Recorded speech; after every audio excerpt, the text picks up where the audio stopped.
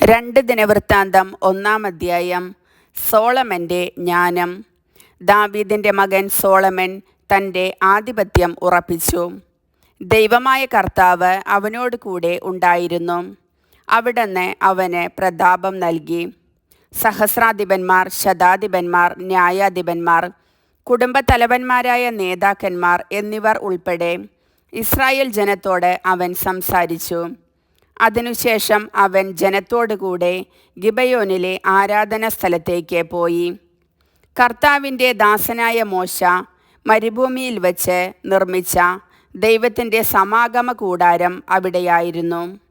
ദൈവത്തിൻ്റെ പേടകം ദാവീദ് കിര്യാത്ത് യയാറിമിൽ നിന്ന് ജെറുസലേമിൽ സജ്ജമാക്കിയിരുന്ന കൂടാരത്തിലേക്ക് കൊണ്ടുവന്നിരുന്നു. ഹൂറിൻ്റെ പുത്രനായ ഊറിയുടെ പുത്രൻ ബസാലേൽ ഓടുകൊണ്ട് നിർമ്മിച്ച ബലിപീഠം ഗിബയോനിലെ സമാഗമ കൂടാരത്തിന് മുൻപിൽ ഉണ്ടായിരുന്നു. അവിടെ സോളമനും ജനവും കർത്താവിനെ ആരാധിച്ചു. സോളമൻ സമാഗമ കൂടാരത്തിന് മുൻപിലുള്ളതും ഓടുകൊണ്ട് നിർമ്മിച്ചതും ആയ ബലിപീഠത്തെ സമീപിച്ച് 1000 ദഹനബലി അർപ്പിച്ചു. ആ രാത്രിയിൽ ദൈവം സോളമന് പ്രത്യക്ഷനായി അരുളി ചെയ്തു, നിനക്ക് എന്തു വരമാണ് വേണ്ടത്? ചോദിച്ചുകൊള്ളുക. സോളമൻ പ്രതിവചിച്ചു, എൻ്റെ പിതാവായ ദാവീദിനെ അവിടുന്ന് അത്യധികം സ്നേഹിച്ചു. എന്നെ അവൻ്റെ പിൻഗാമിയും രാജാവുമായി നിയമിക്കുകയും ചെയ്തു. ദൈവമായ കർത്താവേ, എൻ്റെ പിതാവിനോട് ചെയ്ത വാഗ്ദാനം നിറവേറ്റണമേ. ഭൂമിയിലെ പൊടി പോലെ അസംഖ്യമായ ഈ ജനത്തെ ഭരിക്കാൻ എന്നെ അവിടുന്ന് രാജാവാക്കിയല്ലോ. ഈ ജനത്തെ നയിക്കാൻ ജ്ഞാനവും വിവേകവും എനിക്ക് നൽകണമേ. അവയില്ലാതെ അവിടുത്തെ ഈ വലിയ ജനതയെ ഭരിക്കാൻ ആർക്കു കഴിയും? ദൈവം സോളമന് ഉത്തരമരുളി, കൊള്ളാം, സമ്പത്തോ ധനമോ പ്രശസ്തിയോ ശത്രുനിഗ്രഹമോ ദീർഘായുസ് പോലുമോ നീ ചോദിച്ചില്ല. ഞാൻ നിന്നെ രാജാവാക്കി. നിനക്ക് അധീനമാക്കിയിരിക്കുന്ന എൻ്റെ ജനത്തെ ഭരിക്കാൻ ജ്ഞാനവും വിവേകവും നീ ചോദിച്ചു. ഞാൻ നിനക്ക് ജ്ഞാനവും വിവേകവും നൽകുന്നു.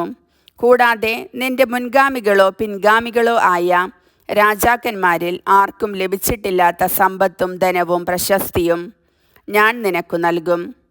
സോളമൻ്റെ സമ്പത്ത്.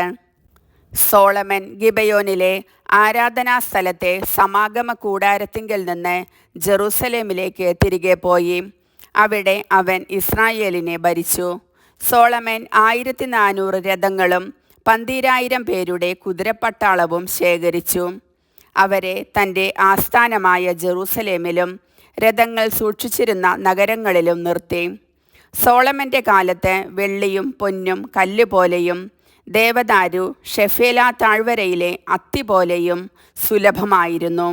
രാജാവ് കുതിരകളെയും രഥങ്ങളെയും ഈജിപ്തിൽ നിന്നും കുവയിൽ നിന്നും ആണ് ഇറക്കുമതി ചെയ്തിരുന്നത്.